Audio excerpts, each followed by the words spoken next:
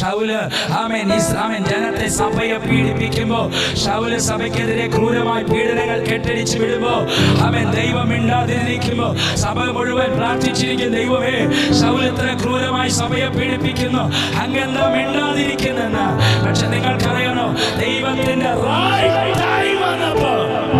ശൗലിനെ സന്ദർശിക്കാൻ ദമസ്കോസിന്റെ പടിവാതിൽക്കൽ ശൗല് പീഡിപ്പിക്കുന്ന ദൈവം ഇറങ്ങി വന്നു. ഞാനിന്ന് രാത്രി ആത്മാവിൽ കൈമാറുക, നമ്മളെ പീഡിപ്പിച്ച ജനത്തിന്റെ മുമ്പേ അപ്പൻ ഇറങ്ങി വന്നിരിക്കും. അപ്പൻ ഇറങ്ങി വന്നിരിക്കും. മനുഷ്യന് വേണമെങ്കിൽ കോംപ്രമൈസ് ഉണ്ടാകും, മനുഷ്യൻ വേണമെങ്കിൽ നിനക്ക് അനുകൂലമായിരിക്കും, മനുഷ്യൻ വേണമെങ്കിൽ നിന്നെ അംഗീകരിക്കും. പക്ഷെ സകലതും